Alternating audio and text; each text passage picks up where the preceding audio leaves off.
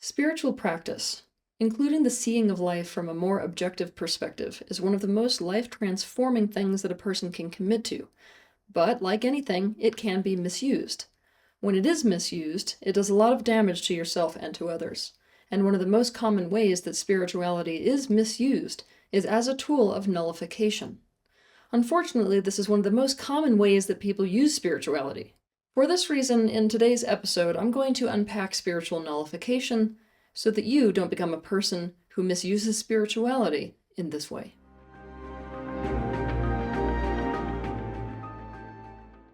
First, let's meet Daniel. Daniel came from rough beginnings. His mother, who was a single mother, was a meth addict. He and his siblings were taken away by the state and put into foster care for a few years before they were placed with his grandmother. He loved his grandmother, but in the middle of the night one night his mother showed up again and stole Daniel and his siblings back and then crossed the Mexican border with them. There, she proceeded to use meth again. Daniel had to raise his siblings in a really tough environment in Mexico until he felt they were old enough to fend for themselves, and then he crossed back over the border alone. In his late 20s, having always felt drawn to spirituality, he decided to find a teacher. He landed in an ashram in Taos, New Mexico. Daniel spent years learning from the resident teacher there until he was invited to go to India to learn from the teacher's teacher. He became a yogi and a very talented acupuncturist. For Daniel, spirituality is not a hobby. It is a day in and day out lifestyle, and in many, many ways, he is a truly transformed person. His spiritual practice is very much in alignment, except for Daniel uses it to nullify his pain and anything that might cause him pain, and he uses it to nullify anything that causes other people pain. When Daniel describes his childhood, he does so with an air of total emotional detachment. He says things like, "But I know I chose that experience so I could learn to master my own internal alignment instead of relying on other people to make me happy. And at the end of the day, it was better she kind of just left us there on our own, because if my younger brother had been raised by her, he would have been an addict too, most likely, and instead, I got him into meditation. And I wouldn't have it any other way, because without that experience, I wouldn't be who I am today. And I love who I am today." Daniel has a very painful relationship history as well. He was married 3 times. The first time, his wife ran away with his best friend. The second time, his wife died in a car accident. And the third time, his wife got cancer, and the chemotherapy caused near debilitating peripheral neuropathy, as well as infertility, which was a very big deal because Daniel always wanted to be a father. But he uses spirituality to nullify this pain too. He tells himself that his relationship with his first wife is karmic, that the reason for it was so that he could purify himself of all the residual attachments he had. Also so that she would reconnect with her birth mother, something that she would never have done had it not been for him pressuring her to do so, and now they're very close. With his second wife, he will tell you that he knew from the very, very beginning, in his soul, that she would not be his partner forever, that it had an end date. He just didn't know when that would be or how that end would come about. Daniel says that he married her, as well as the next woman, because that kind of thing really did matter to them. And in a relationship, for him, it matters that he does what matters to his partners, for the most part. As for him, he doesn't need a marriage to be committed to something. He says that the accident, her dying in the car accident, was the universe clearing the space for him to be with his next wife, whom he had already met through a local breathwork group. He says that without that accident, he would never have gone into that next relationship. Relative to his third marriage, he says that his wife's cancer is every bit as much his teacher as it is hers, that it has taught him the value of just sitting still, and that the universe has decided that he should not have children because of how much that would weigh him down and make it so that he can't help so many of the other people in the world that need his help. He knows that he is meant to be a tool of the universe, and the universe has decided that he is best used healing people and showing people how to heal themselves. Also, he will tell you that his wife being homebound has freed him up to connect better with the friends that he meets in his journeys when he is away from home. He says that if she were here with him, on the trips, all the time, he would not be able to give those friends his full presence and the new people his full attention. He will also tell you that each time he works with his anger about feeling limited by her, he becomes more and more free. Unfortunately, many people look at Daniel with respect because of this way of being.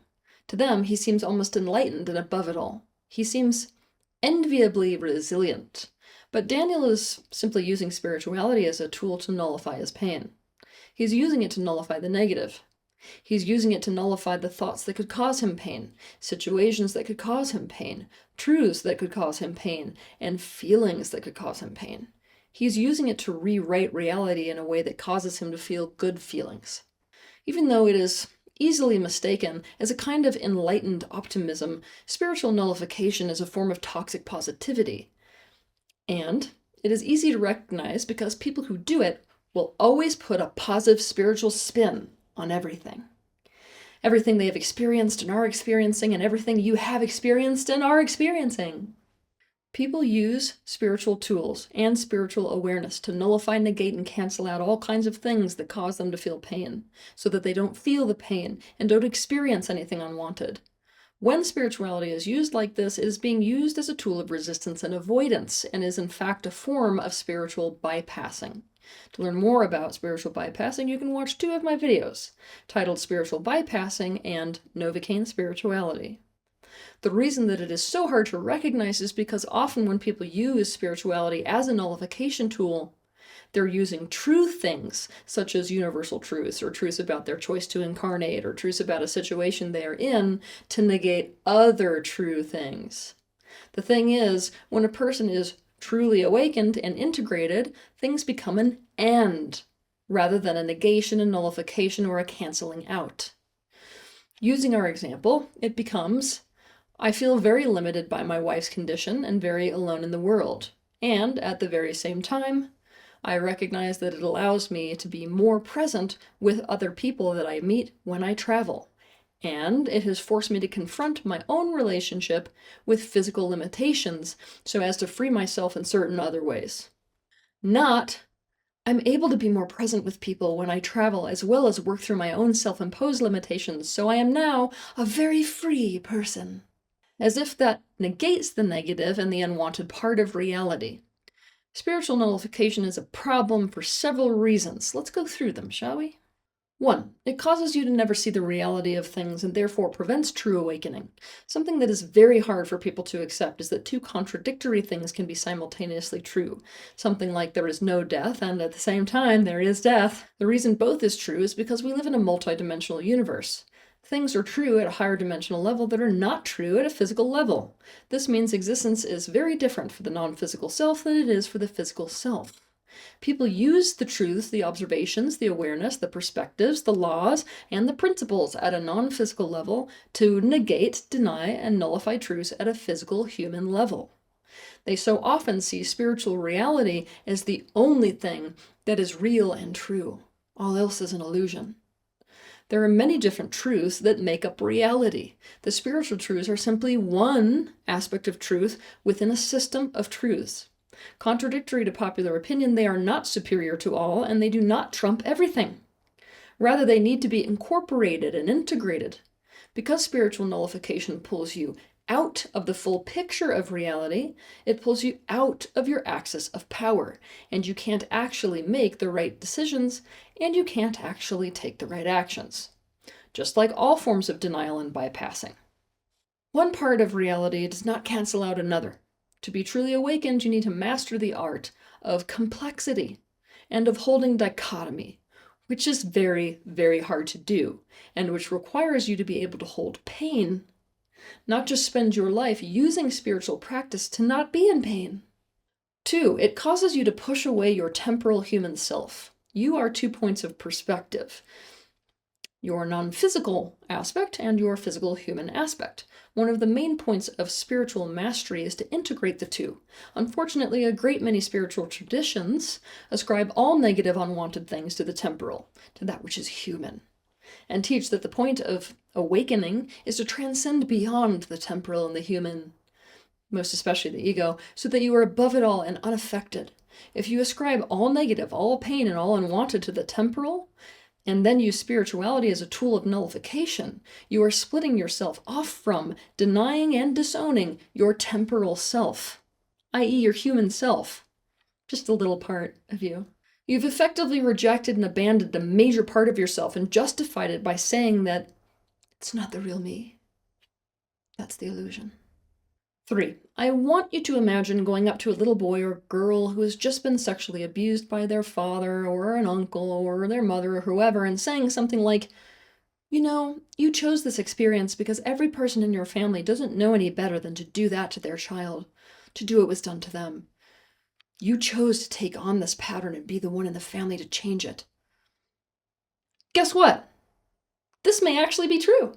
But that truth does not erase and negate the hell of the experience itself, and if it is used to do this, which it so often is in the spiritual field, it is deeply abusive. When you're experiencing something negative, unwanted, or painful, that is a part of you that is observing the negative and experiencing that pain.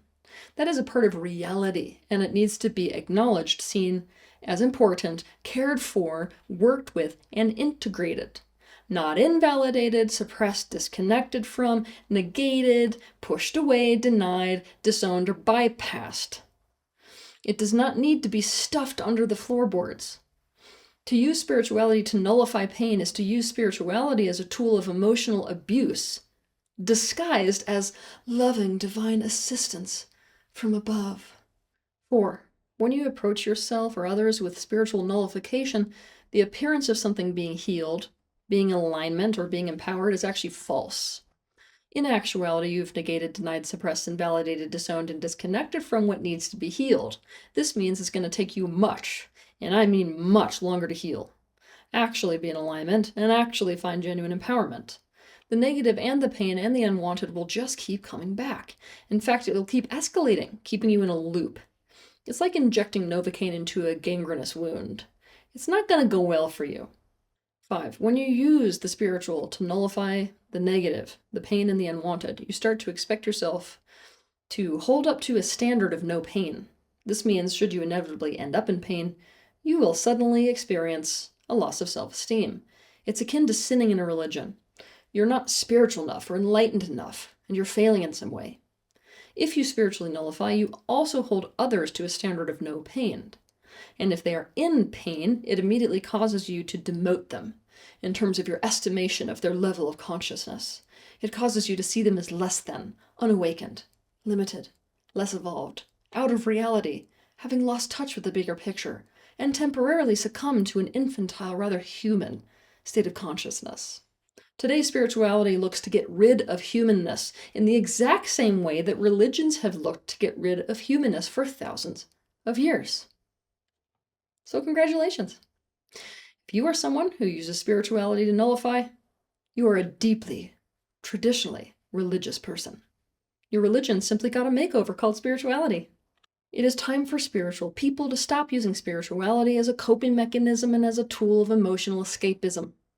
For this to happen, people have to start recognizing when spiritual nullification is happening and stop mistaking it for a form of enlightenment. Have a good week.